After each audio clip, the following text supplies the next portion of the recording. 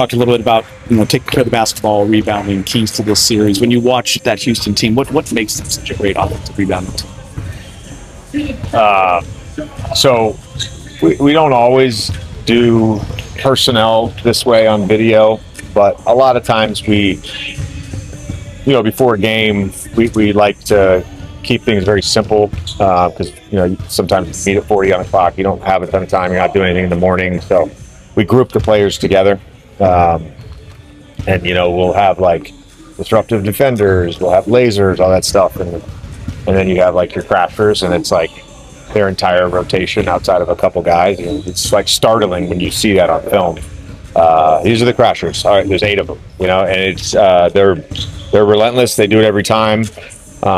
They do a great job of crashing through the corners, but they also almost always have, they almost always end possessions with someone in the dunker, and those guys are very aggressive to get on the offensive glass as well. So they just present a lot of challenges, and it's part of their DNA. It's part of each of the players' DNA, to be honest with you. They've collected a bunch of guys that play like banshees, and they crash.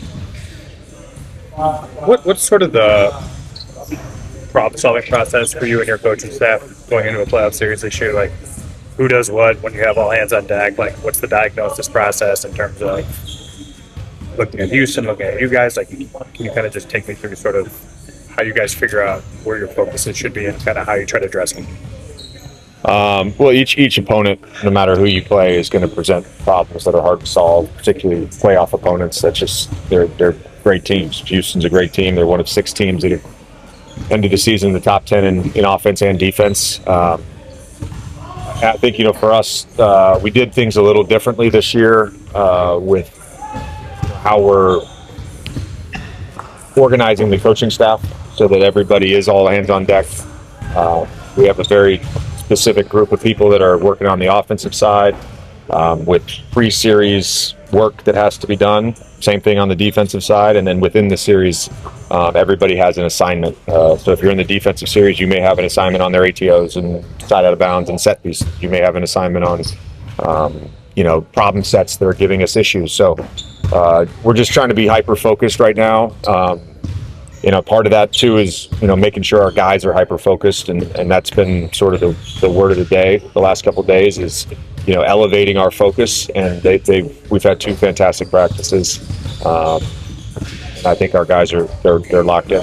They're ready to continue to get ready. I mean, that's part of this is elevating your preparation, and our guys are doing it right now. There have been times over the last few years where guys have been hurt. You've looked to Bronny to play off the bench maybe for 1 or 2 games in the rotation. This last stretch, I would guess it's the longest sustained stretch of rotation basketball he's played in the NBA. Well, what have you made of it?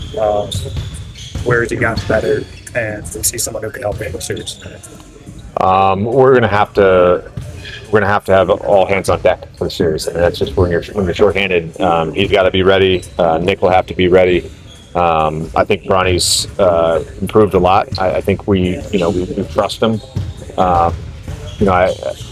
The shooting piece, I'm a believer in because of how well he shot it for the last 2 years in the G League.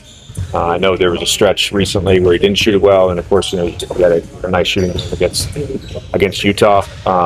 He's improved a ton defensively in terms of his body positioning, both on and off ball, and then we want him to continue to evolve as a disruptive defender as well. You guys Houston twice thrown in the middle of that brilliant march that we had, and they were able to finish through this, I think, winning 9 out of 10 or something like that. What do you see in your prep about the improvements that they made from the last time you played? Nothing. I got asked that yesterday. Oh yeah, I'm not going to give you anything on that. About a month ago, DA said that he felt like his injury, his focus and energy had picked up to where the rest of the team was at. I know a lot has changed in the last month, but how do you think the DA's energy, his focus has changed post All-Star break to where we are now? The whole season for him has been about finding consistency. When he's at his best, we're an elite basketball team. That's just the reality. He raises our our ceiling so much, and it's on both sides of the ball. It's not him being able to score 24 points, although, when he scores and shoots, we typically win. He's a really good basketball player, and we're very I think we're very happy with where he's at right now. JJ, with LeBron's adaptability and acceptance with his role throughout the season, in what ways do you think that impacted the career, not just with this play, but setting the tone for buying? You just said it. He sets the tone with buying into what the team needs, and he sets the tone every day in practice, and he's done that the last 2 days. Coach Şengün's a big part of what the Rockets do. What challenges do you present on both sides of it? I think defensively, he can get labeled a certain way, but he, like a lot of their guys, has really active hands and is able to disrupt when he's in that shock. And he's, in close quarters in the paint, he can be disruptive because he's got length and he's got hands. I think him as a passer, as a hub with all their off-ball stuff is very dangerous, particularly if you don't ball pressure. And then obviously, him in isolation, particularly at that nail, is a problem for everybody. How beneficial Experience in locker rooms when you talk about adaptability, all hands on deck.